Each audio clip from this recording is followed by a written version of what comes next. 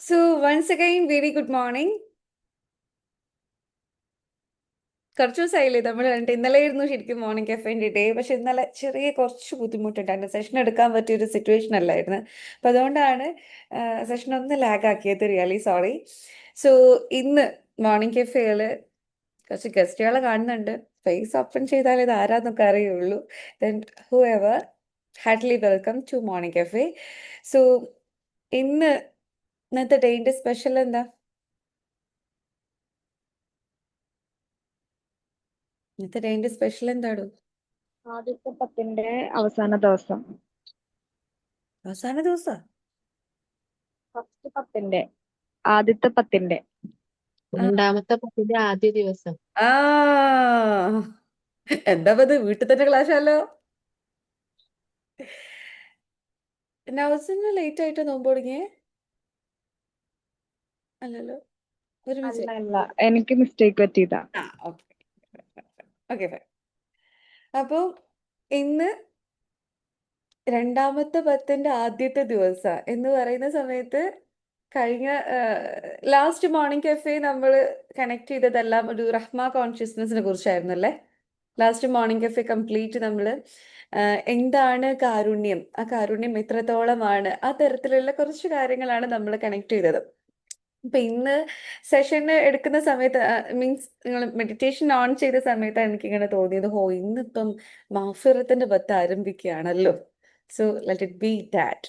അതായത് അത് കേൾക്കാൻ വേണ്ടിയിട്ടാണ് ഇവിടെ വന്നിരിക്കുന്നത്, എനിക്ക് എന്തായാലും അറിയാലോ. ഇപ്പോൾ സ്പിരിച്വൽ മെന്ററിംഗിൽ ഉള്ളവർക്കും ഇന്നലത്തെ സെഷന് ഉണ്ടായിട്ടുണ്ട്, ആർക്കും നല്ല സെഷൻ ഉണ്ടായിട്ടുണ്ടായിരുന്നില്ല. ഈവൻ ഞാനും എൻ്റെ ഒരു പ്രോഗ്രാമിനും ഇന്നലെ പോയിട്ടുണ്ടായിരുന്നില്ല. അപ്പം ഇന്നിപ്പോൾ എന്തായാലും ഒരു കംബാക്ക് ആയിക്കോട്ടെ എന്ന് വിചാരിച്ചു. സോ ഇന്ന് നമുക്ക് മഗ്ഫിറത്തിന്റെ പത്ത് ആരംഭിക്കുക എന്ന് പറയുന്ന സമയത്ത് ആരും തെറ്റിദ്ധരിക്കരുത് ഈ പത്തിൽ മാത്രമാണ് മഗ്ഫിറത്ത് ഉള്ളത് എന്നുള്ളത്. ഇവിടെ കുറച്ച് ഇന്റൻസിറ്റി കൂടുതലാണെന്നേ ഉള്ളൂ.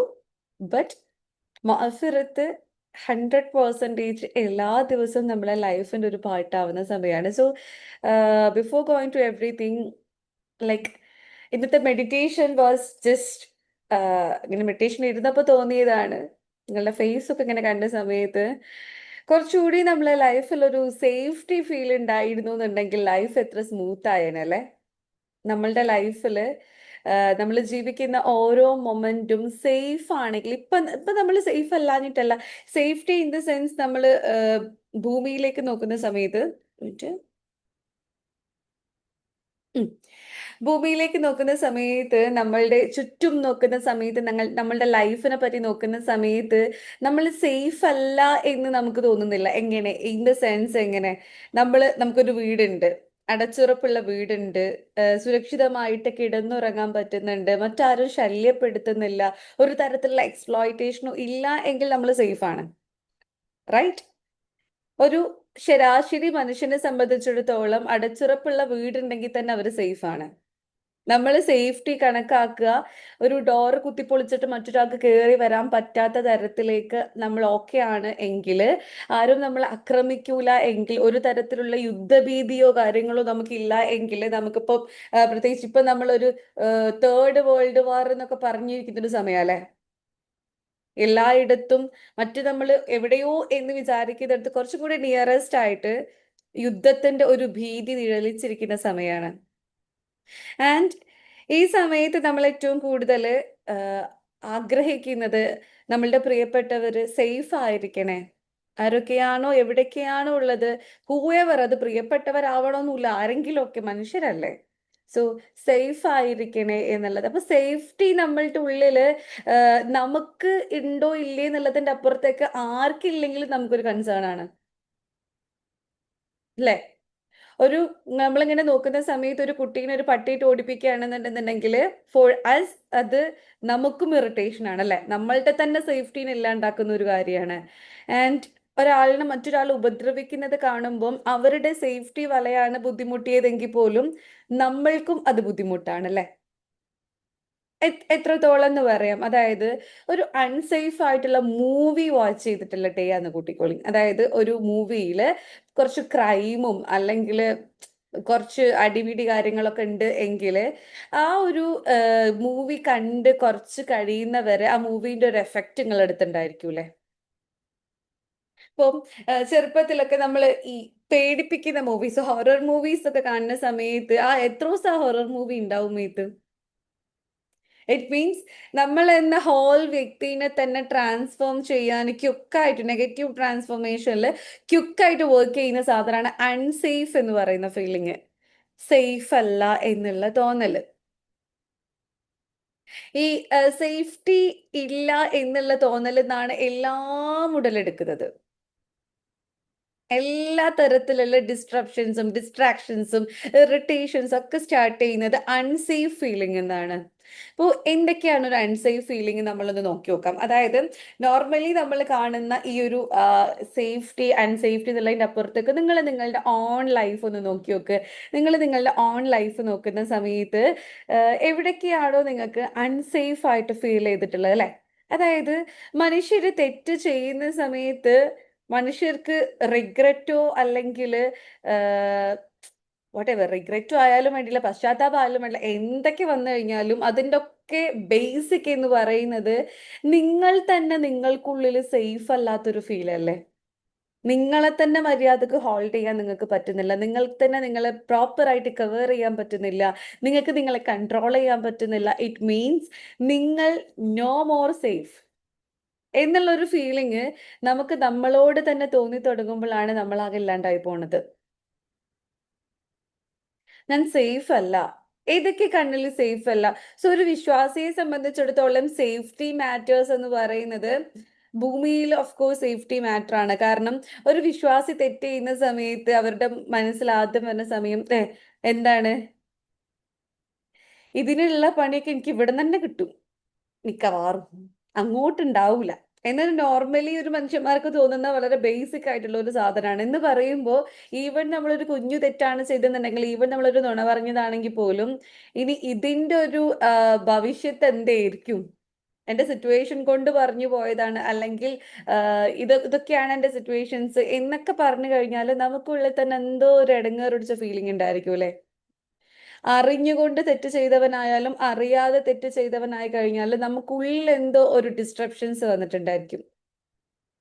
ആൻഡ് ആ ഡിസ്ട്രപ്ഷൻസ് ഞാൻ അത്ര വലിയൊരു സേഫ് സോണിലല്ല എന്ന് നമ്മൾ ഓർമ്മപ്പെടുത്തുന്നുണ്ടായിരിക്കും.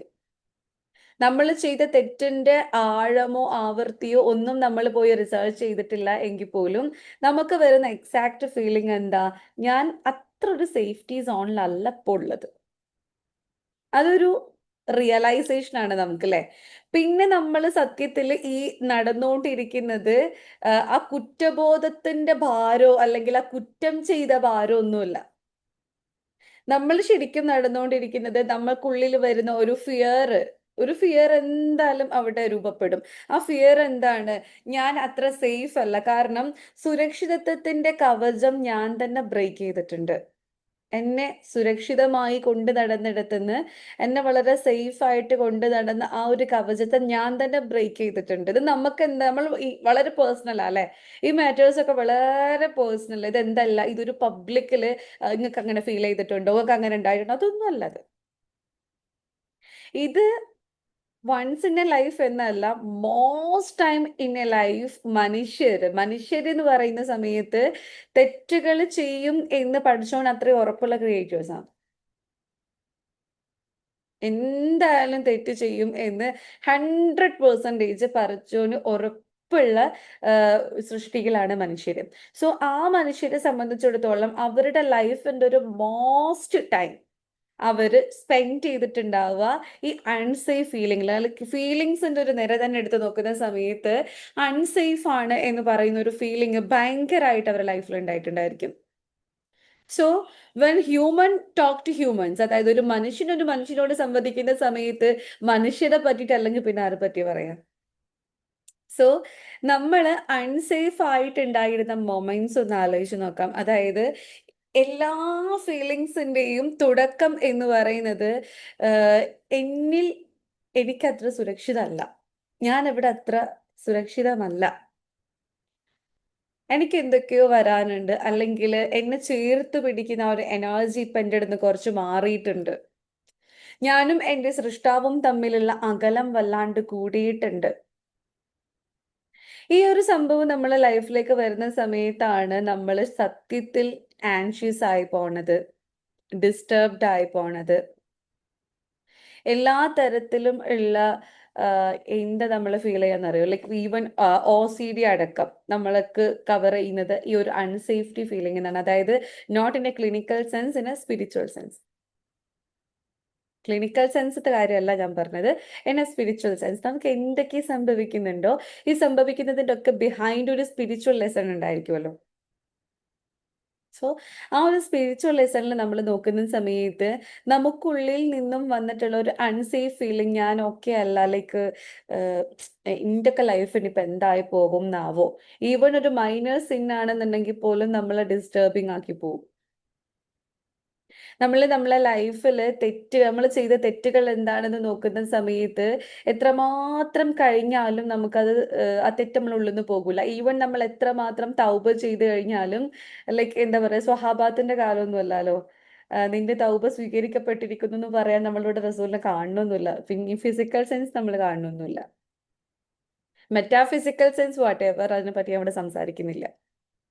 സോ എന്ത് തന്നെ ആയിക്കഴിഞ്ഞാലും ഈ ഒരു ഫീലിംഗ് നമ്മളെ കൊണ്ടെത്തിക്കുന്ന ഒരു എക്സ്ട്രീം ആയിട്ടുള്ള കുറേ സിറ്റുവേഷൻസ് ഉണ്ട്. ഇപ്പൊ നിങ്ങളെ ലൈഫ് ഒന്ന് എടുത്തു നോക്കിയാൽ തന്നെ നിങ്ങളെ ലൈഫിൽ വന്ന മെജോറിറ്റി ആയിട്ടുള്ള ബുദ്ധിമുട്ടുള്ള സിറ്റുവേഷൻസും ഈ ഒരു അൺസേഫ് ഫീലിംഗും തമ്മിൽ നല്ല ബന്ധമുണ്ടായിരിക്കും. റൈറ്റ്? ഞാൻ പറഞ്ഞത് ശരിയല്ലേ? ഞാൻ ഓക്കെ അല്ല, ഞാൻ സെറ്റ് അല്ല, ലൈക്ക് അതിനൊക്കെ അപ്പുറത്തേക്ക് എന്നെ സംരക്ഷിച്ച ആ ഒരു കവചം, എനിക്ക് വേണ്ടി നിന്ന ആ ഒരു കവചം എന്നെ സംരക്ഷിച്ചെടുത്തുനിന്ന് എന്തോ ചെറിയൊരു ഡിസ്റ്റൻസിൽ മാറിയിട്ടുണ്ട് അല്ലെ. വളരെ സിംഗിൾ ആയിട്ട് ഒരു ഡിസ്റ്റൻസ് ഇങ്ങോട്ട് വെച്ചാൽ തന്നെ നമുക്കത് മനസ്സിലായി തുടങ്ങും. സോ ഈ ഒരു ഫീലിംഗ് ഓടുകൂടെയാണ് നമ്മൾ ഇവിടെ ഇരിക്കുന്നത് എങ്കിൽ നമുക്ക് കാരുണ്യത്തെ അളക്കാൻ പറ്റൂല എന്നുള്ളത് ഒരു കണക്ക്. രണ്ടാമത്തത്, ഇന്നത്തെ വാതിലിലൂടെ നമുക്ക് കയറാൻ പറ്റുമോ എന്നുള്ള ഡൗട്ട് അപ്പുറത്തത്. അപ്പൊ ഇതൊരു പുതിയ ഡോർ ഓപ്പണിംഗ് ആണ്. ഇന്നത്തെ ഡേ എന്ന് പറയുന്നത് ഒരു പുതിയ വാതിൽ നമുക്ക് വേണ്ടി തുറക്കാണ്. ഏതാണ് ആ വാതില്? മഅഫിറത്തിന്റെ വാതിൽ. അപ്പൊ ഒന്ന് ആലോചിച്ച് നോക്ക്, മഅഫിറത്തിന്റെ വാതിൽ എന്ന് പറഞ്ഞ സംഭവം കൊണ്ടുവെക്കണമെങ്കിൽ തന്നെ തൗബ എന്ന് പറയുന്ന ഒരു സംഭവത്തെ ഏറ്റവും ഫ്രണ്ടിലേക്ക് ഇങ്ങനെ ഉയർത്തി കാണിക്കണം എങ്കിൽ തന്നെ ഈ തൗബ ഉണ്ടാക്കിയവൻ അറിയുന്ന കാര്യം എന്താ? തൗബ ചെയ്യേണ്ടവരാണ് ഇവരൊക്കെ. അപ്പൊ എന്തിനാ തൗബ ചെയ്യുന്നേ? ഡെഫിനറ്റ്ലി അവര് തെറ്റ് ചെയ്തിട്ടുണ്ടായിരിക്കും. ഞാനാണ് അവർക്ക് ഡിസ്കസിങ് ആയിട്ടുള്ള ബ്രെയിന് കൊടുത്ത് എങ്കിൽ ഡെഫിനറ്റ്ലി അവർ തെറ്റ് ചെയ്തിട്ടുണ്ടായിരിക്കും. തെറ്റ് ചെയ്യാത്തവരായിട്ട് റസൂല് മാത്രമല്ലേ ഉള്ളൂ. ബട്ട് ഈവൻ ആ തെറ്റ് ചെയ്യാത്ത അത്രമാത്രം പ്യൂരിഫൈഡ് ആയിട്ടുള്ള റസൂല് പോലും ദിവസത്തിൽ 70 to 100 തവണ, ഒരു റിപ്പോർട്ടിൽ 70 ഒരു റിപ്പോർട്ടിൽ 100 ഉണ്ട്. വാട്ട് എവർ, എന്തേലും ആയിക്കോട്ടെ, എന്തായാലും നമ്മൾ ചെയ്യുന്നതിന്റെ അപ്പുറത്തേക്ക് ഫോർഗീവ്നെസ് ചോദിച്ചിട്ടുണ്ടായിരുന്ന റസൂല്. ഏതാണ് ആ റസൂല്?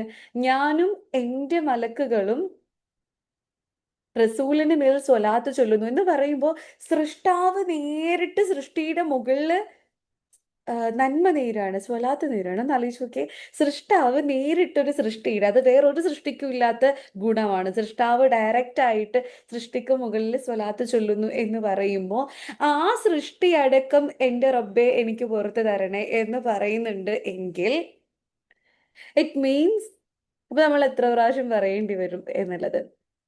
അപ്പോഴാണ് നമ്മൾ ശരിക്കും നമ്മളുടെ ആ ഒരു അൺസേഫ്റ്റിയും ഈ മാഫിറത്തും അങ്ങനത്തെ കുറേ കാര്യങ്ങൾ ഇങ്ങനെ കണക്ട് ചെയ്യുന്ന സമയത്ത് എവിടെയോ ഒരു നൂല് മിസ്സിംഗ് ആണ്. കണക്ട് ചെയ്ത് പോയിട്ടുള്ള ഏതോ ഒരു നൂല് മിസ്സിംഗ് ആണ്. അപ്പൊ എങ്ങനെയാണ് ആ ഒരു മാഫിറത്തിനെ സമീപിക്കേണ്ടത്? ഈ മാഫിറത്ത് ഇൻ ദ സെൻസ് അത് ഒരു ഇസ്ലാമിക് പാറ്റേൺ ഉള്ള സംഭവമൊന്നുമല്ല. ഏത് സ്പിരിച്വൽ ലെയറിൽ നമ്മൾ നോക്കി കഴിഞ്ഞിട്ടുണ്ടെന്നുണ്ടെങ്കിലും whoever come to a earth, ആരൊക്കെ ഈ ഭൂമിയിൽ വന്നിട്ടുണ്ടോ ആ വന്ന എല്ലാ ആളുകൾക്കും ഒരേപോലെ ഇമ്പോർട്ടൻ്റ് ആയിട്ടുള്ള ഫ്യൂവലാണ് ഫോർഗീവ്നെസ്. ഫോർഗീവ്നെസ് ഒരു തരത്തിലൊരു ഫ്യൂവലാണ്. അതായത് ഒരു വണ്ടിയിൽ നമ്മൾ പെട്രോളും ഡീസലൊന്നും അടിക്കാണ്ട് ഒരു വണ്ടി മുന്നോട്ട് പോകില്ല. അല്ലെങ്കിൽ ഇപ്പൊ നമുക്ക് എന്ത് വേണം? ഇലക്ട്രിക്കൽ എനർജി വേണം. ഇനിയിപ്പൊ ഇതൊന്നും അല്ലാതെ ഒരു വണ്ടി മറ്റൊരാൾ തള്ളാതെ ഇത് മുന്നോട്ട് പോവില്ല. സോ സ്മൂത്ത് ആയിട്ട് ഏത് എഞ്ചിനും ഫങ്ഷൻ ചെയ്യണമെങ്കിൽ, ഏത് മെഷീനറി ഫങ്ഷൻ ചെയ്യണം എങ്കിൽ അതിലൊരു ഫ്യൂവൽ നിറക്കണം. ഡെഫിനറ്റ്ലി ഏത് വണ്ടിയാണോ എടുക്കുന്നത് ആ വണ്ടിക്ക് അനുസൃതമായ ഫ്യൂവൽ അല്ലേ നമ്മൾ നിറക്കുന്നുണ്ടാവുക. ആൻഡ് ആ ഫ്യൂവലില് ആ വണ്ടി കൃത്യമായിട്ട് ഫങ്ഷൻ ചെയ്യണം, അല്ലെങ്കിൽ ആ മെഷീനറി കൃത്യമായിട്ട് ഫങ്ഷൻ ചെയ്യാൻ വേണ്ടിയിട്ട് പ്രോപ്പർ ആയിട്ട് സെറ്റ് ചെയ്തിട്ടുള്ള ഒരു എനർജി അതിൻ്റെ ഉള്ളിൽ ഉണ്ടായിരിക്കുമല്ലോ. ദ സെയിം വേ ഈ മനുഷ്യൻ എന്ന് പറയുന്ന ഈ ഒരു മെഷീൻ അല്ലെ, മനുഷ്യനെ നോക്കുകയാണെങ്കിൽ മനുഷ്യൻ ഒരു വല്ലാത്ത ഫാക്ടറിയാണ്, മെഷീനല്ല. മനുഷ്യൻ എന്ന് പറയുന്നത് ഒരു വല്ലാത്ത ഫാക്ടറിയാണ്. ആ ഒരു ഫാക്ടറിന്റെ ഉള്ളിൽ അത് എത്രമാത്രം പ്രോപ്പറായിട്ട് വർക്ക് ചെയ്യണം എങ്കിൽ അവിടെ ഉണ്ടായിരിക്കേണ്ട എനർജി, അതിന് വേണ്ട എനർജി ഫിൽ ചെയ്യുന്നത് ഡെഫിനറ്റ്ലി നമ്മൾ റിപ്പൻറ്റൻസിലൂടെയാണ്, ഫോർഗീവ്നെസ്സിലൂടെയാണ്, തൗബയിലൂടെയാണ്. അത് not in the sense of Muslims, അത് മുസ്ലിംസിന് വേണ്ടി മാത്രമുള്ളതൊന്നുമല്ല അല്ലേ. തെറ്റ് ചെയ്താൽ അതിൽ നിന്ന് മോചനം തേടുക എന്നുള്ളത് മുസ്ലിംസിന് മാത്രമൊന്നുമല്ലല്ലോ ഉള്ളത്. ഇത് മനുഷ്യനെ പറ്റിയിട്ടുള്ളതാണ്. ഇവിടെ മുസ്ലിം എന്നോ അമുസ്ലിം എന്നോ കാസ്റ്റോ ക്രീഡോ ഒന്നും ഇവിടെ ബാധകമല്ല. ഇത് മനുഷ്യരോടാണ്. സോ നമ്മളൊരു പ്യുവർ ഹ്യൂമൻ കോൺഷ്യസ്നെസ്സിൽ ഇരിക്കുമ്പോൾ മാത്രം നമുക്ക് കിട്ടുന്ന കുറേ ബ്യൂട്ടിഫുൾ ആയിട്ടുള്ള കാര്യങ്ങളുണ്ട്. നമ്മളുടെ ഐഡന്റിറ്റി, നമ്മൾ എന്താണ്, എങ്ങനെയാണ്, ആരാണ്, ഇതിൽ നിന്നൊക്കെ ഒന്ന് മാറിയിട്ട് ഞാൻ ഇവിടെ ജനിച്ച മനുഷ്യനാണ് ബേസിക്കലി. ഞാൻ ആ മനുഷ്യനായിട്ടിരിക്കുന്ന സമയത്ത് മാത്രമാണ് എനിക്ക് എൻ്റെ ചുറ്റുമുള്ള ആളുകളെ മനുഷ്യരായിട്ട് കാണാൻ പറ്റുള്ളൂ. സോ അങ്ങനെ ഇരിക്കുന്ന സമയത്ത് ഫോർഗീവ്നെസ് എന്ന് പറയുന്നത് തെറ്റ് ചെയ്തിട്ടുള്ള മുസ്ലിങ്ങൾക്ക് പടച്ചോന്റെ അടുത്തുനിന്ന് തൗബ ചോദിക്കുന്ന ഒരു സാധനമാക്കിയിട്ട് നമ്മൾ ചുരുക്കരുത്. ഓക്കെ, അങ്ങനെ ചെയ്യുമ്പോൾ നമ്മളത് നമ്മളൊരു ടീമിലേക്ക് ചുരുക്കി കൊണ്ടുപോവുകയല്ലേ ചെയ്യുന്നത്. അങ്ങനെ നമ്മൾ ചെയ്യുന്ന സമയത്ത് ഇത് നമുക്ക് മാത്രമുള്ള എന്തോ സംഭവമാണ്, ബാക്കിയുള്ളവർക്കൊന്നും ഈ പരിപാടിയില്ല, അങ്ങനത്തെ ഒരു സംഭവത്തിലേക്ക് നമ്മൾ ചുരുക്കി കൊണ്ടുപോകരുത്. എൻ്റെ ഇൻസ്റ്റഗ്രാം ഫോളോ ചെയ്യുന്നവർക്ക് അറിയാം, ഞാൻ അതിൽ ഏറ്റവും കൂടുതൽ പറയുന്നുണ്ടാവുക യൂണിവേഴ്സൽ ആയിട്ടുള്ള കൺസെപ്റ്റ് ആയിരിക്കും. നമ്മുടേത് മാത്രം എന്ന് പറഞ്ഞിട്ട് ബാഗിലാക്കി ചാക്കിലാക്കി കൊണ്ടുപോകുമ്പോഴാണ് പ്രശ്നങ്ങളൊക്കെ ഉള്ളത്. നമ്മുടേത് മാത്രമല്ല, എല്ലാവരുടേതും കൂടി. എവിടുന്നാണ്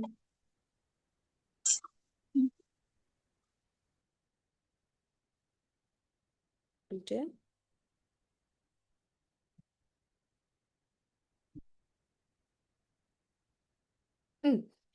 നമ്മുടേത് മാത്രമല്ല എല്ലാവരുടേതും കൂടിയാണ്. നമ്മൾ ഒരാളുടേത് മാത്രമല്ല എല്ലാവരുടേതും കൂടിയാണ് എന്ന് പറയുമ്പോൾ ഹ്യൂമൺ ആയിട്ട് നമുക്ക് കിട്ടേണ്ട ഏറ്റവും വലിയ ക്വാളിറ്റിയാണ് ഫോർഗീവ്നെസ്.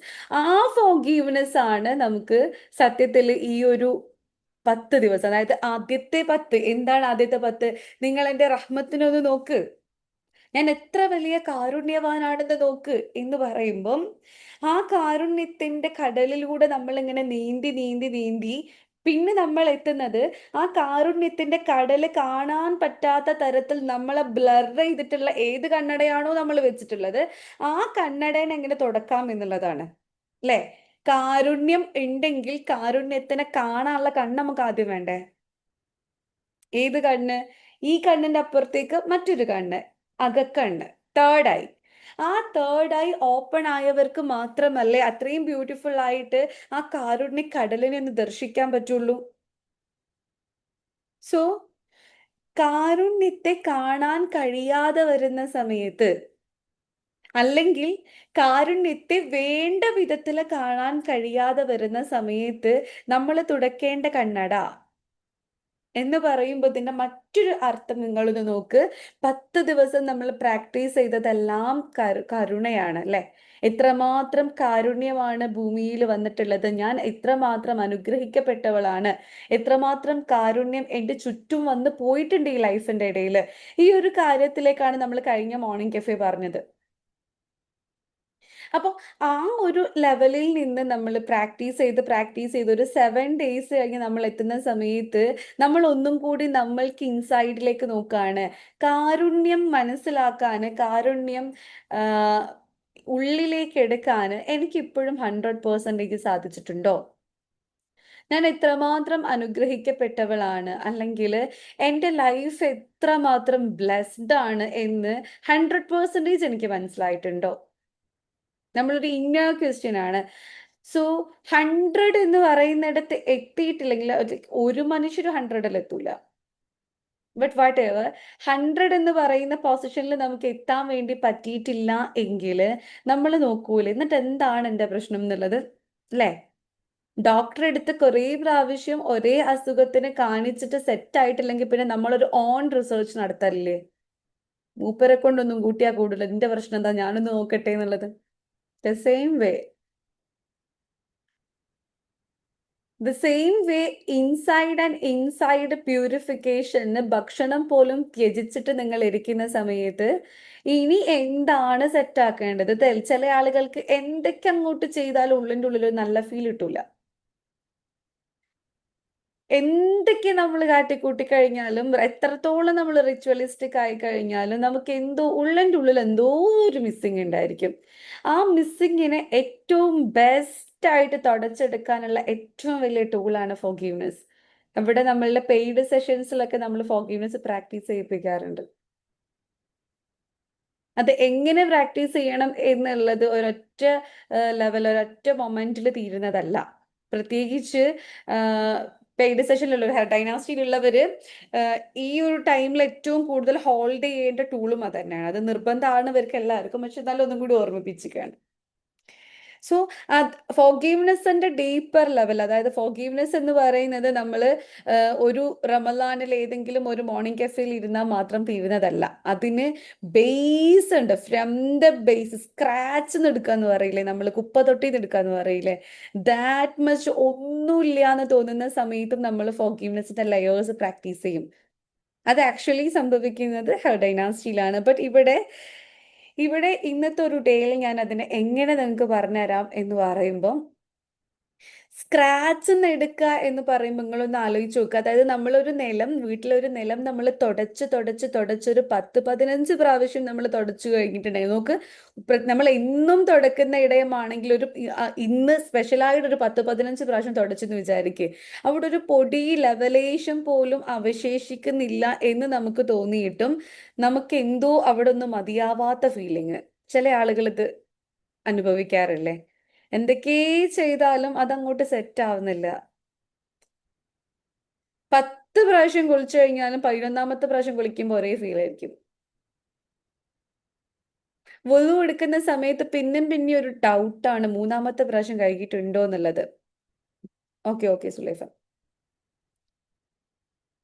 നിസ്കരിക്കുന്ന സമയത്ത് നിസ്കാരത്തിന്റെ ഇടയിൽ ഒരു ഡൗട്ടാണ്, അതിപ്പോൾ ഒരു റക്കാത്ത് ഞാൻ മിസ്സായി പോയോ എന്നുള്ളത്.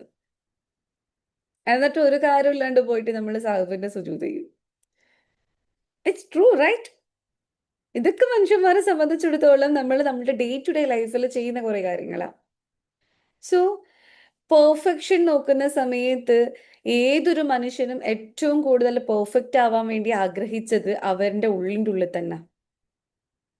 ചുറ്റുമുള്ളതൊക്കെ നമ്മളുടെ സ്റ്റിമുലസ് മാത്രമാണ്. നമ്മളുടെ റിലേഷൻഷിപ്പുകൾ, നമ്മളുടെ ഫ്രണ്ട്സ്, നമ്മളുടെ ഫാമിലീസ്, നെയ്ബേഴ്സ്, നമുക്ക് ഏറ്റവും പ്രിയപ്പെട്ടവർ, നമ്മളുടെ ടീച്ചേഴ്സ് ആയാലും ആരായിക്കോട്ടെ, ഈവൻ ദ സ്ട്രേഞ്ചേഴ്സ്, ഇവരിൽ നിന്നൊക്കെ കിട്ടുന്ന ആ ഒരു ഹാപ്പി മൊമെന്റ്സ് എന്ന് പറഞ്ഞ ജസ്റ്റ് സ്റ്റിമുലസ് മാത്രമാണ്. ബേസിക്കലി ഉള്ളിൻ്റെ ഉള്ളിൽ നമ്മൾ സെറ്റാണോ എന്നുള്ളത് മാത്രമേ നമുക്ക് മാറ്റർ ഉള്ളൂ. ആണോ അല്ലേ? ബാക്കിയൊക്കെ അതിലേക്ക് എത്തിക്കുന്ന കുറേ ഫാക്ടേഴ്സാണ്. അവർ ചിരിച്ചാലേ നമ്മൾ ചിരിക്കുള്ളൂ എന്ന് പറയുമ്പം അത് സ്റ്റിമുലസ് തന്നെയാണ്. അപ്പോൾ എല്ലാ കാരണങ്ങൾ കൊണ്ടും നമ്മൾ എക്സ്റ്റേണൽ സ്റ്റിമുലസിലേക്ക് നിൽക്കുന്ന സമയത്തും നമ്മൾ സത്യത്തിൽ നമ്മളുടെ ഇന്റേണലി ഓക്കെ ആണോ എന്നല്ലേ നോക്കുന്നത്.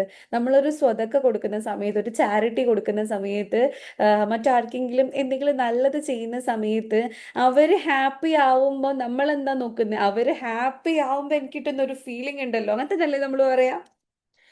നമ്മൾ കാരണം മറ്റൊരാൾ സന്തോഷിക്കുന്ന സമയത്ത് നമുക്ക് കിട്ടുന്ന ഒരു ഫീലിംഗ് ഉണ്ടല്ലോ. എന്തുകൊണ്ടാണ് നമ്മൾ ആ നമുക്ക് എന്നുള്ളത് പറയാതെ നിർത്തിപ്പോയത്? അവർ സന്തോഷിക്കുമ്പോൾ ഞാൻ ഹാപ്പി ആകുന്നു എന്ന് നമ്മൾ പറയുന്നില്ലേ? അല്ലാണ്ട് അവർ സന്തോഷിക്കുന്നു ഞാൻ മൈൻഡ് ആക്കാതെ പോകുന്നു എന്ന് നമ്മൾ പറയുന്നില്ലല്ലോ.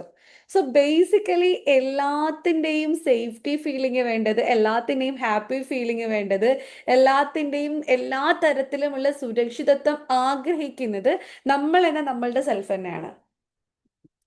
അപ്പൊ ആ ഒരു സെൽഫ് എത്രമാത്രം അലേർട്ടാണ് എന്ന് തീരുമാനിക്കുക നിങ്ങൾ എത്രമാത്രം നിങ്ങളോട് ഫോർഗീവ് ചെയ്തു എന്നുള്ളതാണ്. കാരണം ഇവിടെ നല്ലത് സംഭവിച്ചാലും ചീത്തത് സംഭവിച്ചാലും പേടിപ്പെടുത്തുന്നത് സംഭവിച്ചാലും എല്ലാം എഫക്റ്റ് ചെയ്യുന്നത് എൻ്റെ ലൈഫിൽ എന്നെയും നിങ്ങളുടെ ലൈഫിൽ നിങ്ങളെ തന്നെയാണല്ലോ. റെഡി. അപ്പുറത്തുള്ളവർക്ക് ഒരു അസുഖം വന്നു കഴിഞ്ഞാലും അപ്പുറത്തുള്ളവൻ വേദനിച്ചാലും വാട്ട് എവർ നമ്മളെ ലൈഫിൽ സംഭവിച്ചു കഴിഞ്ഞാലും എഫക്റ്റ് ചെയ്യുന്നത് നമ്മളാണ്, അല്ലേ? നമ്മളുടെ ഏറ്റവും പ്രിയപ്പെട്ട ഒരാള് വരാതിരിക്കട്ടെ, ഒരു ഭയങ്കര ഇറിറ്റേറ്റഡ് ആയിട്ടുള്ള സിറ്റുവേഷനിലാണ്, ഡെഡ്ലി സിറ്റുവേഷനിലാണ് എന്ന് പറയുന്ന സമയത്ത് അവരിനെ ആ സംഭവം വേദനിപ്പിക്കുന്നത് അവരുടെ സെൻസിൽ, റൈറ്റ്? അനുഭവിക്കുന്ന ആളെ വേദനിപ്പിക്കുന്നത് ആ സെൻസിൽ, അതിന്റെ പെയിൻ, അതിന്റെ ഇറിറ്റേഷൻ, അതിന്റെ ബുദ്ധിമുട്ടുകൾ, അതിന്റെ ഫിയർ എല്ലാം അവരെ വേദനിപ്പിക്കുന്ന പോലല്ലല്ലോ നമ്മളെ വേദനിപ്പിക്കുക. നമ്മളെ വേദനിപ്പിക്കുമ്പോൾ ഡെഫിനറ്റ്ലി നമ്മളുടെ സിറ്റുവേഷൻസ് നമ്മൾ ആലോചിക്കും, നമുക്ക് ഇനി ആരൊക്കെയാണ് കൂടെ ഉള്ളതെന്ന് ആലോചിക്കും. അങ്ങനെ നമ്മളുടെ ഓൺ ലൈഫ് സെൽഫ് തന്നെയാണ് ഇതെല്ലാം സംഭവിക്കുന്നത്.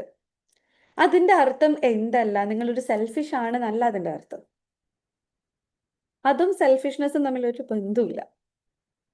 മറ്റുള്ളവന്റെ വേദനയിൽ നമ്മൾ സങ്കടപ്പെടുമ്പോഴും മറ്റുള്ളവരുടെ വിജയത്തിൽ നമ്മൾ സന്തോഷിക്കുമ്പോഴും എല്ലായ്പ്പോഴും എന്ന് പറഞ്ഞാല് നമ്മൾ ജനിച്ച അന്ന് മുതൽ മരിക്കുന്ന അന്ന് വരെ എന്ന് പറഞ്ഞാലും തീരൂല. നെഫ്സ്, അതായത് ഞാനും എൻ്റെ ആത്മാവും, ഞാനും എൻ്റെ സോളും. ഇതിൻ്റെ ഒരു ബിഹൈൻഡ് നമ്മൾ നോക്കുകയാണെങ്കിൽ മറ്റാരുണ്ടായിട്ടും ഒരു കാര്യമില്ല. ലൈക്ക് നമ്മൾ തമാശക്ക് പറയുന്ന ഒരു ഡയലോഗ് ഇല്ലേ, എന്റെ ഖബർക്ക് നിങ്ങളാരും വരില്ലല്ലോ എന്നുള്ളത്. സത്യമല്ലേ? ഇത് സത്യമല്ലേ? സത്യത്തെ നമ്മൾ ആലോചിച്ച് നോക്കുമ്പോൾ ഇത് സത്യം തന്നെയല്ലേ? So it means it's time.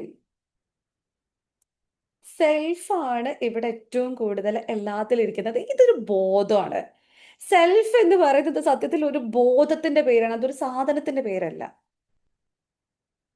സെൽഫാണ് ഇവിടെ എല്ലായിടത്തും ഉള്ളത് എന്നുള്ള ബോധത്തിൽ നിന്ന് നമ്മൾ ഡീവിയേറ്റ് ചെയ്യുന്ന സമയത്താണ് സെൽഫോട് അടിച്ചു പോണത്. അപ്പോ ലൈഫിൽ എന്ത് സംഭവിച്ചു കഴിഞ്ഞാലും ഈ ഒരു ഫോർഗീവ്നെസ്സിന്റെ ഡേയ്സ് നിങ്ങൾക്കൊരു റിയലൈസേഷൻ തരട്ടെ. നിങ്ങളുടെ ലൈഫിൽ എന്തൊക്കെ സംഭവിച്ചാലും whether it is positive or negative, നിങ്ങളുടെ സെൽഫ് എങ്ങനെ ഇരിക്കുന്നു അതിനനുസരിച്ചിരിക്കും ബാക്കിയൊക്കെ. ചില ആളുകൾക്ക് ഒരു പ്രത്യേകത ഉണ്ടായിരിക്കും, അവരുടെ ഫാമിലിയിൽ അല്ലെങ്കിൽ അവരുടെ ഫ്രണ്ട് സർക്കിളിലൊക്കെ ഭയങ്കര പവർഫുൾ ആയിട്ടുള്ള ആളവരായിരിക്കും.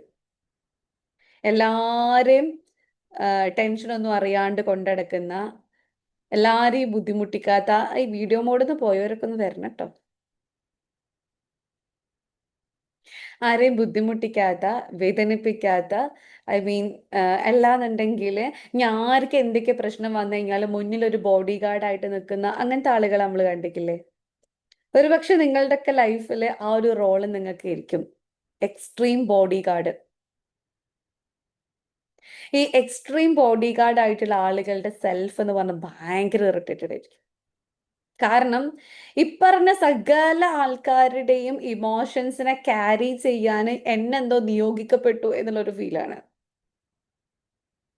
ഇവിടെ ഇരിക്കുന്ന മെജോറിറ്റി ആളുകളും ലൈഫിൽ ആ റോള് ഭയങ്കരമായിട്ട് സ്വീകരിക്കുന്നുണ്ടായിരിക്കും, അല്ലെ? ചില ആളുകൾ നമ്മളോട് മാത്രം വന്ന് അവരുടെ സങ്കടം പറയുന്നു, നമ്മളെ മാത്രം അവരുടെ ഒരു ഭയങ്കര ഫോക്കസ് ആയിട്ട് കാണുന്നു. നമ്മൾ പലരുടെയും സേഫ് സോൺ ആയിട്ട് മാറും, സേഫ് സോൺ, സേഫ്റ്റി സോൺ. പക്ഷെ അങ്ങനെ പോകുന്ന സമയത്ത് പലപ്പോഴും, അതായത് ഞാൻ കൺസൾട്ടേഷൻ എടുത്തിട്ടുള്ളതിൽ ഒരു മെജോറിറ്റി ടീംസ് ഇങ്ങനത്തെ വരാം.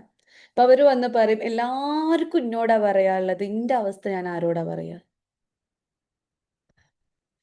സോ ഈ ഒരു മൊമെന്റ് വൺസ് എങ്കിലും നിങ്ങൾ റിയലൈസ് ചെയ്തിട്ടുണ്ടെങ്കിൽ നിങ്ങൾക്ക് ഞാൻ പറഞ്ഞ ഇത്രയും നേരം പറഞ്ഞ കാര്യങ്ങളൊക്കെ കണക്ട് ആയിട്ടുണ്ടാവും. നിങ്ങൾ നിങ്ങളുടെ ലൈഫിന്റെ ബോഡി ഗാർഡ് ആണെങ്കിൽ നിങ്ങളുടെ ജീവിതത്തിൽ, നിങ്ങളുടെ കുടുംബത്തിൽ, നിങ്ങളുടെ സ്വന്തം വീട്ടിൽ, ഹൂഎവർ, എല്ലാവർക്കും എന്തും പറയാന് അല്ലെങ്കിൽ എന്തുണ്ടെന്നുണ്ടെങ്കിലും നിങ്ങൾ അവിടുത്തെ ഒരു എല്ലാത്തിൻ്റെയും രക്ഷാ കവചമായിട്ടാണ് നിങ്ങൾ നിന്നിട്ട് എങ്കിൽ നിങ്ങൾക്കിത് കൃത്യമായിട്ട് മനസ്സിലാവും സത്യത്തിൽ എവിടെയാണ് നിങ്ങൾക്ക് ബുദ്ധിമുട്ടുന്നത്. ഇതെല്ലതും കൂടി ഏറ്റെടുക്കുന്ന സമയത്ത് you feel happy, proud, but inside ആ സേഫ്റ്റിയാണ് അവിടെ നഷ്ടപ്പെട്ടുകൊണ്ടിരിക്കുന്നത് അല്ലേ? അവരൊക്കെ സേഫ് ആക്കാൻ ഞാനുണ്ട്, ബട്ട് എന്നെ സേഫ് ആക്കാൻ definitely there is an energy. But അപ്പോഴാണ് നമ്മൾ കുറച്ചും കൂടി നമ്മളുടെ തെറ്റുകളിലേക്ക് ഫോക്കസ് ചെയ്യുക. കാരണം ഇവരൊക്കെ നോക്കാൻ ഞാനുണ്ട്, ഇവരുടെ ഒക്കെ കേൾക്കാൻ ഞാനുണ്ട്, ഇവരെന്നൊക്കെ ചേർത്ത് പിടിക്കാൻ ഞാനുണ്ട്, ബട്ട് എനിക്കാരുണ്ട്? എനിക്ക് എൻ്റെ റബ്ബുണ്ട് എന്ന് പറയുമ്പോൾ നമുക്ക് ആദ്യം മുന്നിക്ക് കുറെ ക്വസ്റ്റ്യനും എക്സ്ക്ലമേറ്ററും വരും. ഈ റബ്ബും ഞാനും തമ്മിലുള്ള റിലേഷൻഷിപ്പ് അപ്പൊ എങ്ങനെയാണ്? ഡെഫിനറ്റ്ലി ഇവിടെ വന്നിരിക്കുന്നവർക്കൊക്കെ ഒരു പ്രത്യേകത ഉണ്ടായിരിക്കും. അവരൊക്കെ അവരുടെ ലൈഫിൽ, ലൈക്ക് അവരുടെ വീടിന്റെ ഉള്ളിൽ, അവരുടെ കുടുംബത്തിന്റെ ഉള്ളിലൊക്കെ അവർക്കൊരു വല്ലാത്ത പൊസിഷൻ ഉണ്ടായിരിക്കും. ഇവിടെ വന്നിരിക്കുന്ന എല്ലാവർക്കും ഉണ്ടായിരിക്കും. കാരണം സ്വന്തം ലൈഫ് സെറ്റ് ആവണം എന്ന് ആഗ്രഹിക്കാത്ത ഏതെങ്കിലും ഒരാൾ ഈ മോർണിംഗ് കഫേയിൽ ജോയിൻ ചെയ്ത് നിങ്ങൾക്ക് ഉറപ്പുണ്ടോ?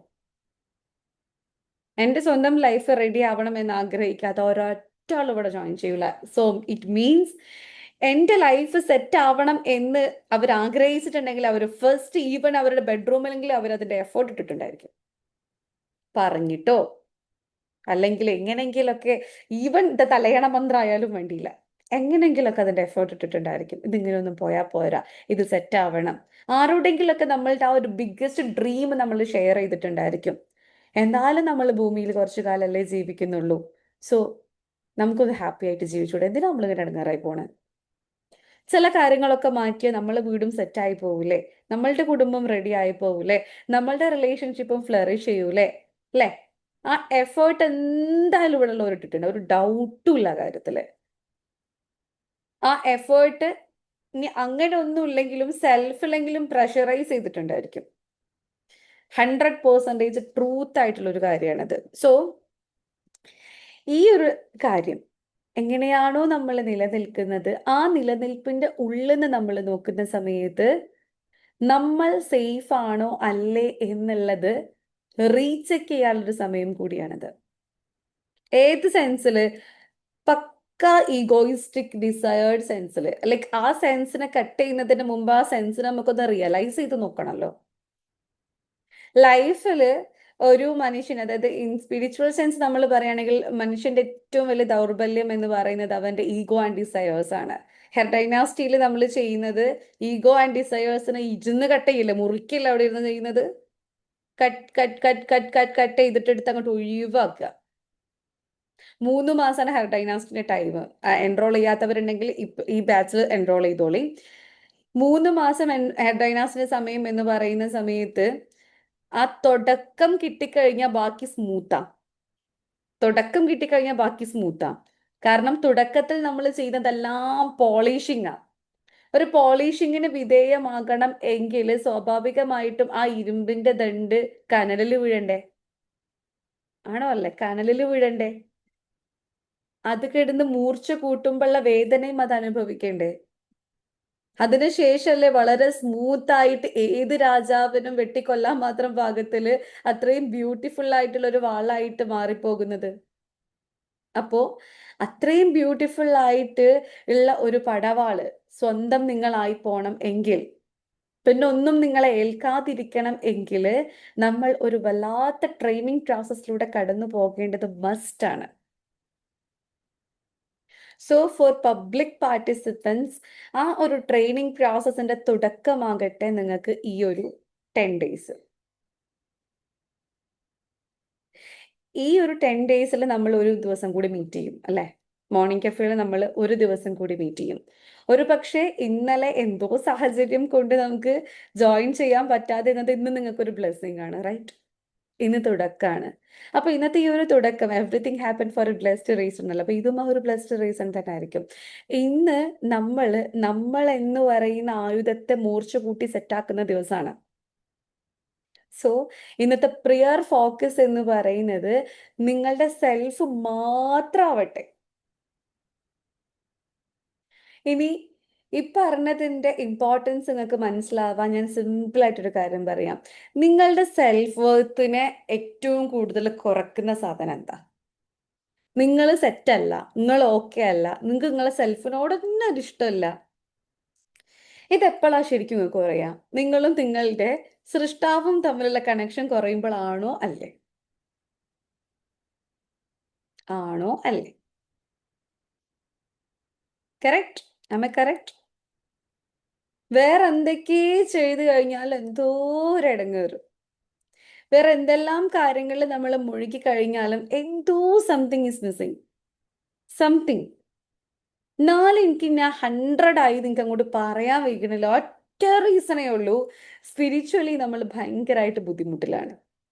വല്ലാത്ത രോഗം ബാധിച്ചിട്ടുണ്ട് എന്ന് പറയുമ്പം ഇവിടെ സ്പിരിച്വൽ സെഷനിൽ ഇരിക്കുന്നവർക്ക് അറിയാം, ഡേ ബൈ ഡേ നമുക്ക് നമ്മളോട് തന്നെ ഒരു നല്ല ഫീലിംഗാ. നമുക്ക് നമ്മളോട് തന്നെ ഒരു റെസ്പെക്ട്. ഞാൻ ഇങ്ങനെയൊക്കെ ചെയ്തു പോയല്ലോ, ഞാൻ ഇത്രയൊക്കെ ചെയ്തു. ലൈക്ക് എനിക്ക് വൈകിയാണെങ്കിലും, വൈകി വന്ന വിവേകം എന്നൊക്കെ പറയുന്ന പോലെ, വൈകിയാണെങ്കിലും എനിക്ക് ഇന്ന കാര്യങ്ങളൊക്കെ ചെയ്യാൻ പറ്റി, ഞാൻ ബെസ്റ്റായി, ഞാൻ ബെറ്ററായി. അപ്പം ആ ഒരു സെൻസിൽ സൃഷ്ടാവുമായിട്ട് കണക്ട് ചെയ്യാൻ നമ്മൾ എന്തൊക്കെ ചെയ്യുന്നോ ആ കാര്യങ്ങൾ വളരെ മൈന്യൂട്ട് സ്റ്റെപ്പ് ആണെങ്കിൽ പോലും നമ്മൾക്ക് കൊണ്ടുതരുന്ന വല്ലാത്ത സേഫർ സോൺ ഉണ്ട്. പഠിച്ചോണ്ട് ഞാൻ നിന്റെ അടുത്തേക്ക് അങ്ങോട്ട് വരുന്നുണ്ട്. അപ്പൊ ഒരു 10 സ്റ്റെപ്പ് നീ ഇങ്ങോട്ട് എടുക്കും. ഇപ്പോഴാണെങ്കിൽ 100 സ്റ്റെപ്പ് എടുക്കും,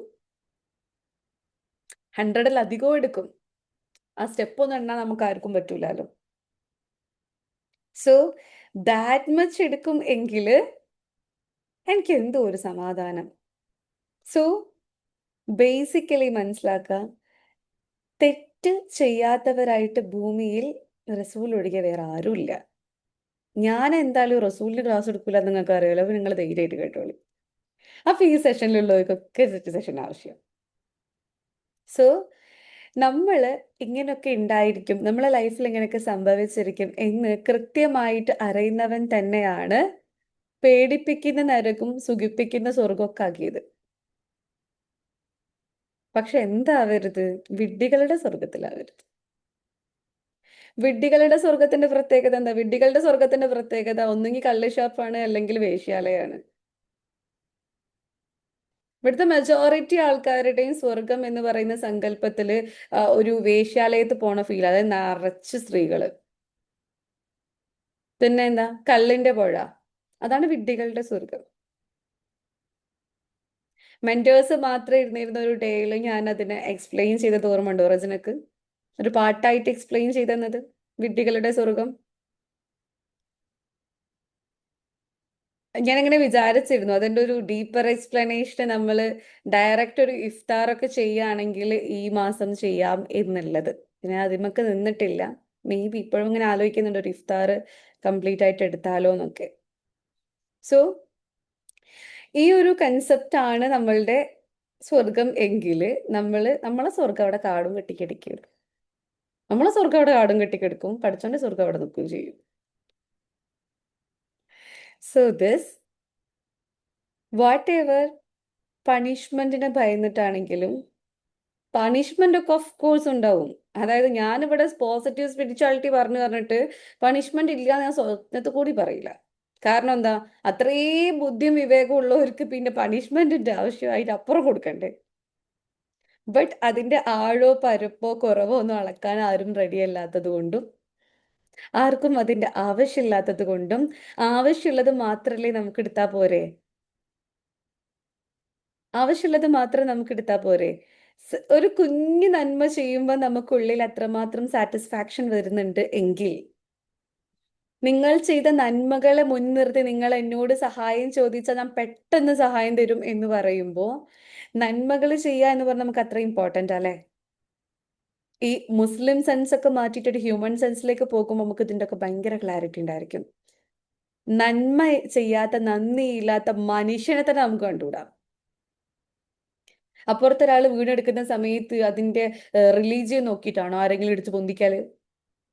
അങ്ങനെ പൊന്തിക്കണവരൊക്കെ ഉണ്ടാവും ഈ കാലത്ത്. ബട്ട് നമ്മൾ എന്തായാലും ആ കൂട്ടത്തിൽ പെട്ടതല്ല.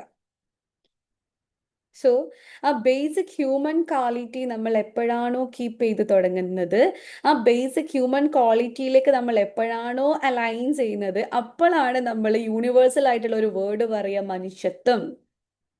മനുഷ്യത്വം വേണ്ട എനിക്ക് വേറെ എന്തൊക്കെ ഉണ്ടായിട്ട് എന്താ കാര്യം? മനുഷ്യത്വം എന്ന് പറഞ്ഞ സാധനം ഉണ്ടോ അത് ചോദിക്കൂലേ? സോ ഈ മനുഷ്യത്വം എന്ന് പറയുന്ന ആ ഒരു സംഭവം നമ്മളിലേക്ക് ലയിച്ചു ചേരുമ്പോൾ എന്താണ് ഒരു മനുഷ്യൻ എന്ന് നമ്മൾ ആദ്യം പഠിക്കണ്ടേ അല്ലെ? ഏതൊരു തത്വം അവിടെ ഉണ്ടാവണം എങ്കിലും അത് ആരുടെ തത്വമാണ്? മനുഷ്യന്റെ തത്വമാണ് മനുഷ്യത്വം. So what is humanity? So who is human? ഇങ്ങനെ നമ്മൾ ഡീപ്പസ്റ്റ് ആയിട്ട് ചിന്തിക്കുന്ന സമയത്താണ് സത്യത്തിൽ നമ്മൾ നമ്മളുമായിട്ട് ചേർന്നിരിക്കുക. മനുഷ്യനിൽ മനുഷ്യത്വം ഉണ്ടാകണമെങ്കിൽ ആദ്യം ഈ മനുഷ്യൻ ആരാന്നറിയണ്ടേ? ഈ മനുഷ്യൻ എന്ന് പറയുമ്പോൾ നമുക്കറിയുന്ന ഏറ്റവും വലിയ മനുഷ്യൻ നമ്മളെന്നല്ലേ? നമ്മൾക്ക് ഏറ്റവും ബ്യൂട്ടിഫുൾ ആയിട്ട് മനസ്സിലാക്കാൻ പറ്റിയ മനുഷ്യന് വേറെ എവിടെയെങ്കിലും ഉണ്ടോ? അത് നമ്മൾ തന്നെയല്ലേ? നിങ്ങൾക്ക് അറിയുന്ന പോലെ വേറെ ഏതെങ്കിലും ഒരാൾക്ക് അറിയും? പഠിച്ചവൻക്കല്ലാണ്ട് ഇല്ല. സോ നമ്മളുടെ എല്ലാ കുറവുകളും തെറ്റുകളും ഗുണങ്ങളും പോസിറ്റിവിറ്റി എല്ലാം അറിയുന്നത് നമ്മൾ തന്നെയാണ്. നമ്മളുടെ ഇന്റേണൽ സീക്രട്സ്, നമ്മളുടെ എക്സ്റ്റേണൽ അപ്പിയറൻസ്, വാട്ട് എവർ നമുക്ക് മാത്രമേ അറിയുള്ളൂ. സോ നമ്മളായിട്ടിരിക്കാൻ ഏറ്റവും ബെസ്റ്റ് വേറെ എവിടെയും പോയി പഠിക്കണ്ട, നമ്മളായിട്ടിരിക്കുക. അപ്പൊ നമ്മളുടെ ഒതന്റിക് വേർഷൻ എങ്ങനെയാണ് അതറിയണം എങ്കിൽ ഇപ്പോഴുള്ള നിങ്ങളും ആവേണ്ട നിങ്ങളും ഒന്ന് നോക്കണം. ആവേണ്ട നിങ്ങൾ എന്ന് പറയുമ്പോൾ അതിൽ ഹ്യൂമൻ കോൺഷ്യസ്നെസ് മാത്രമേ ഉള്ളൂ. മനുഷ്യൻ, ശുദ്ധ പ്രകൃതിയോടെ പടച്ചോൻ പഠിച്ച മനുഷ്യൻ. ഒരു കുഞ്ഞിനെ, ജനിച്ചു വീണ ഒരു കുഞ്ഞിനെ കുപ്പത്തൊട്ടിയിലിട്ട് മുക്കി വിചാരിച്ചിട്ട് എന്നിട്ട് ശുദ്ധ പ്രകൃതി പോകില്ലല്ലോ, ഇല്ല. സോ നിങ്ങൾ എന്ന് പറയുന്ന ശുദ്ധ പ്രകൃതിയെ കാത്തു സൂക്ഷിക്കുക എന്ന് പറയുന്ന ഏറ്റവും വലിയ ഒരു മെസ്സേജ് ആണെന്ന് എനിക്ക് തരാനുള്ളത്. ആ ശുദ്ധ പ്രകൃതിനെ കാത്തു സൂക്ഷിക്കണമെങ്കിൽ ചിലതൊക്കെ നമ്മൾ ഒഴിവാക്കണം. എങ്ങനെ? എന്തോ സാധനം എടുത്ത് വലിച്ചെറിയുന്ന ഫീലിങ്ങിലല്ല. നമ്മൾ പോലും അറിയാത്ത മനസ്സിന്റെ ഇന്റേണൽ ലെയേഴ്സ്. ഹെയർ ഡൈനാസ്റ്റിയിൽ വന്നിരുന്നവർക്ക് അറിയാം, നിങ്ങൾ കുറച്ച് ദിവസങ്ങളായപ്പോൾ തന്നെ നിങ്ങൾക്ക് ഇത്രയൊക്കെ സാധനം ഇവിടെ ഉണ്ടായിരുന്നു എന്നൊരു തോന്നലുണ്ടായിരിക്കും. ഭാരം ഒഴിഞ്ഞുപോയ ഫീൽ ആയിരിക്കും. ഭാരം, തലയുടെ കനം. ചില ആളുകള് before hair dynasty and after hair dynasty രണ്ട് തരത്തിൽ തന്നെ ആയിരിക്കും ലൈഫ്, ഒരു ഡൗട്ടും ഇല്ല. നിങ്ങളുടെ ലൈഫിൽ അതൊരു ടേണിംഗ് പോയിന്റ് ആവും എനിക്ക് അത്രമാത്രം ഉറപ്പില്ലെങ്കിൽ ഞാൻ പണിക്ക് കൂലായിരുന്നു. കാരണം നാളെ നേരം പോലത്തെ നിങ്ങളത് നെഗറ്റീവ് പറഞ്ഞാൽ തീരുന്ന പ്രശ്നമല്ലേ എനിക്കുള്ളൂ. സോ ദാറ്റ് മച്ച് നമ്മൾ പോളിഷ് ചെയ്യേണ്ട സമയം. ഇപ്പൊ പോളിഷ് ചെയ്യുമ്പോൾ അത് ഉള്ളിൽ തന്നെ ആവട്ടെ. നിങ്ങൾ എന്താണോ പോളിഷ് ചെയ്യുന്നത് അത് ഉള്ളിൽ നിന്ന് തന്നെ ആവട്ടെ. സോ ആ പോളിഷിന് നിങ്ങൾ റെഡിയാണോ? റെഡിയാണോ? ആണ് എങ്കിൽ ഇന്നിപ്പോ മാർച്ച് 1 ഇനിയിപ്പോ നമ്മൾ നെക്സ്റ്റ് മോർണിംഗ് കഫേയിലാണ് മീറ്റ് ചെയ്യാം. ഈ നെക്സ്റ്റ് മോർണിംഗ് കഫേന്റെ ഉള്ളിൽ എന്ന് പറയുന്നത് ഈ ഫോർഗീവ്നെസ്സിന്റെ ഡേയ്സ് തന്നെയാണുള്ളത്. അപ്പൊ ഞാനൊരു ചെറിയ പണി തരാം. സിമ്പിൾ കുഞ്ഞു ടാസ്ക്. സ്പിരിച്വൽ മെന്ററിലുള്ള ടാസ്കുകൾ അവിടെ ഉണ്ട്, ഇറ്റ്സ് ഫൈൻ. പക്ഷെ അതല്ലാതെ പബ്ലിക്കിനും എല്ലാവർക്കും ആക്സസ് ചെയ്യാൻ പറ്റിയിട്ടുള്ള ഒരു ടാസ്ക്. മോർണിംഗ് ഒരു 6 o'clock ആവുന്ന സമയത്ത്, അതായത് ഇവിടെ 6:30 ആവുന്ന സമയത്ത്, ഇവിടെ മെന്ററിങ് സ്റ്റാർട്ട് ചെയ്യുന്ന സമയത്ത് എല്ലാ ഡേയ്സും മോർണിംഗ് കഫേന്റെ ഇൻസ്റ്റാ പേജിൽ റജന ഒരു ടാസ്ക് അപ്ഡേറ്റ് ചെയ്യും. ആ ടാസ്കുകൾ ഇൻസ്റ്റയിൽ തന്നെ റിപ്ലൈ കൊടുത്താൽ മതി. റെഡി? പബ്ലിക്കിനാണ്, പ്രൈവറ്റിനല്ല. പ്രൈവറ്റിനും ഉണ്ട്, പബ്ലിക്കിനും ഉണ്ട്. റെഡി? അത് റജന നിങ്ങളെ അപ്ഡേറ്റ് ചെയ്യും. സോ ഇന്ന് ഇത്രയൊക്കെയാണ് പറയാനുള്ളത്. എന്നിട്ട് നമ്മൾ അതിലൊക്കെ ഒന്ന് മുങ്ങിക്കുളിച്ച് തിരിച്ചു വരുന്ന സമയത്ത് ആ ഒരു 7 days കഴിഞ്ഞിട്ട് നമ്മൾ വരുമ്പം നമ്മൾ ഒരു വല്ലാതെ ഒരു നല്ല അടിപൊളി ബാത്ത് എടുത്ത ഫീലിംഗ് ഉണ്ടാവും നമുക്ക്.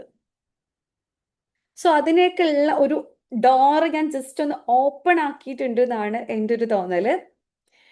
ആൻഡ് ഇനി നിങ്ങൾക്ക് എന്ത് തോന്നുന്നെന്ന് പറയാം. Let's wind up. നിങ്ങൾക്ക് എന്ത് തോന്നുന്നു? മറ്റേ ഞാൻ അൺമ്യൂട്ട് ചെയ്യട്ടെ. യെസ്. റിവ്യൂ ഒന്നുമല്ല ഞാൻ ഉദ്ദേശിച്ചത്. How was you in this session? പെട്ടെന്ന് വരട്ടെ. ഞാൻ പറയാം. ഉം. ഞാൻ പറയാന്ന് പറഞ്ഞാൽ ഞാൻ എന്താ വെച്ചാൽ പറയാന്ന് വെച്ചാൽ ഞാൻ ഹെഡ് ഡൈനാസ്റ്റിയെ പ്രൊമോട്ട് ചെയ്യാണ് ഈ ഇതിലുള്ള മോർണിംഗ് കഫേയുള്ള എല്ലാവർക്കും വേണ്ടിയിട്ട്.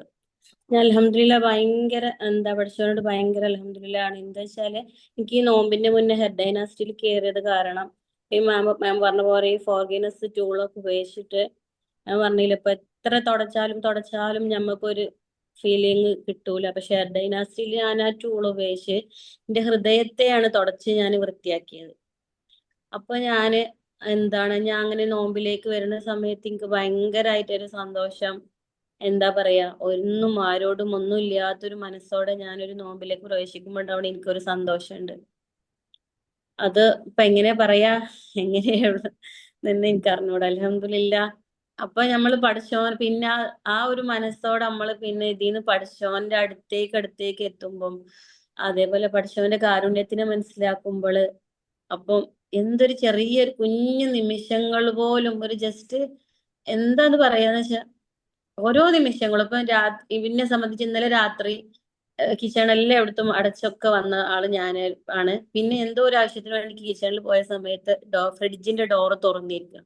അപ്പോഴും ഞാൻ വിചാരിച്ച് പഠിച്ചോന്റെ ഒരു കാര്യം അത്രയും ഞാൻ അതിന് മാത്രം അത് മനസ്സിലാക്കി. അതൊരു സിമ്പിള് കാര്യമായിരിക്കും, പക്ഷെ അത് ഞാൻ അപ്പോഴും അതിലേക്ക് കണക്ട് ചെയ്ത് കാണ്ട് അതൊരു മനസ്സിലാക്കാൻ പറ്റിയത് എനിക്കൊരു ഒരു പക്ഷേ അല്ല, ഞാൻ ഇതിന് വന്നതിന് മനസ്സിലാക്കിയതാണ്.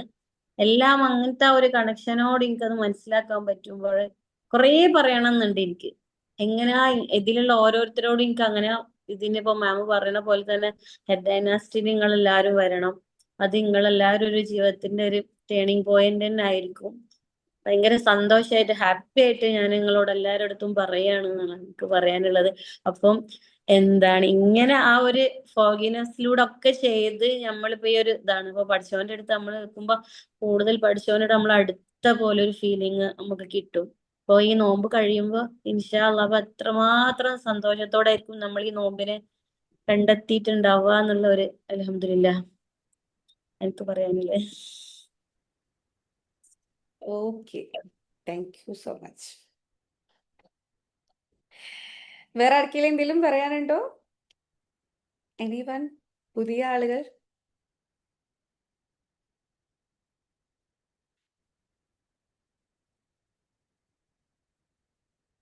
Okay, then let's meet on next morning cafe, right?